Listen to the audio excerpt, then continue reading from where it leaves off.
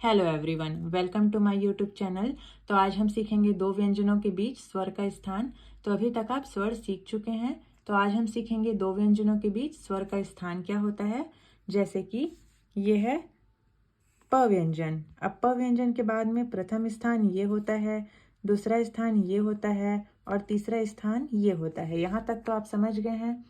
अब मान लीजिए जैसे ये ट और ये क, तो ट व्यंजन का प्रथम स्थान ये हो जाएगा, ट व्यंजन का दूसरा स्थान ये हो जाएगा, लेकिन ट व्यंजन का तीसरा स्थान यहाँ पे बनाने में हमको प्रॉब्लम होगा।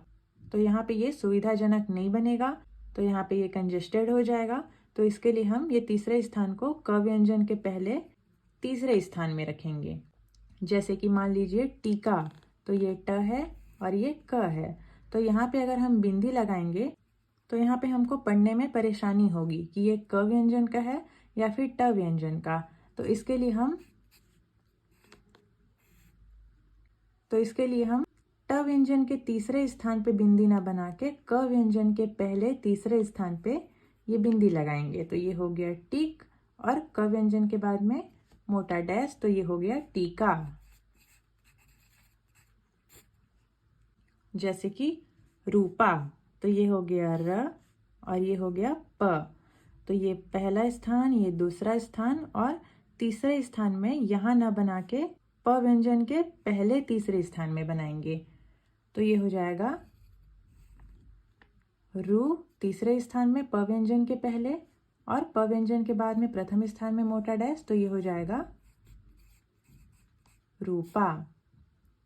तो ये बनाने में हमको पढ़ने में आसानी होगा, इससे कंफ्यूजन नहीं रहेगा। और अगर हम इस तरीके से बनाएंगे जैसे कि ये है रू और ये है पा, तो यहाँ पे हमको पढ़ने में कंफ्यूजन लगेगा। तो इससे ज़्यादा स्पष्ट ये वाला रूप है। जैसे कि मूल, तो ये है म और ये है ल।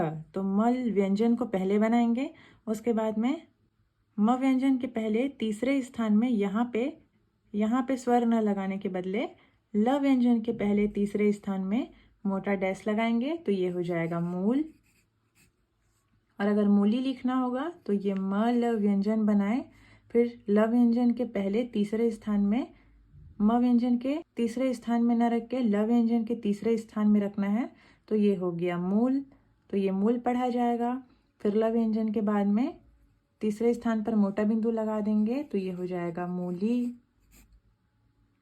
जैसे कि कील है, तो क ल व्यंजन पहले बनाए, फिर क व्यंजन के तीसरे स्थान में यहाँ पे देखिए जगह नहीं बन पा रहा है, तो इसके लिए ल व्यंजन के पहले तीसरे स्थान में लिखेंगे। तो ये हो जाएगा कील। जैसे तिल, तो ये देखिए त बनाएंगे पहले, फिर ल बनाएंगे। तो त व्यंजन के तीसरे स्थान में देखिए स्वर लगाने में, बिंदी लगाने में यहाँ पे जगह नहीं बन पा रहा है, तो इसके लिए हम ल व्यंजन के पहले तीसरे स्थान में मोटी बिंदु लगाएंगे। तो ये हो जाएगा तिल। लेकिन अगर व्यंजन के पहले स्वर आएगा जैसे कि इमली, तो ये म और ये ल, तो यहाँ पे हम तीसरे स्थान में बिंदी लगाएंगे। तो ये हो गया इम, फिर ल व्यंजन के बाद में तीसरे स्थान में मोटी बिंदु, तो ये हो जाएगा इमली। जैसे कि सींच लिखना है तो हम बनाएंगे बायां स और फिर च। तो देखिए, तो ये इसका तीसरा स्थान है, तो हम यहाँ पे स्वर न लगा के च व्यंजन के पहले तीसरे स्थान में बिंदु बनाएंगे। तो ये हो जाएगा सी च। अब यहाँ पे चंद्र बिंदु है, तो आप चाहें तो यहाँ पे और एक गोल सर्कल बना सकते हैं, अगर आपको कंफ्यूजन लगता है तो। बाकी ये जरूरी नहीं है। जैसे कि पूंछ लिखना है तो पहले प बनाएंगे, फिर छ बनाएंगे। तो ये प व्यंजन का तीसरा स्थान है, तो यहाँ पे हम स्वर न लगा के छ व्यंजन के पहले तीसरे स्थान में डैश लगा के ऊपर सर्कल बनाएंगे। तो ये हो जाएगा पूंछ। तो अगर इस प्रकार का जब भी स्वर आएगा तो पहले व्यंजन के तीसरे स्थान में स्वर न लगा के अगले आने वाले व्यंजन के पहले तीसरे स्थान में स्वर लगाना है।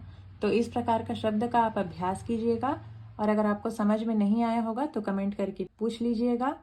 तो मिलते हैं अगले वीडियो में। वीडियो पसंद आया होगा तो लाइक कीजिएगा, सब्सक्राइब कीजिएगा और शेयर कीजिएगा।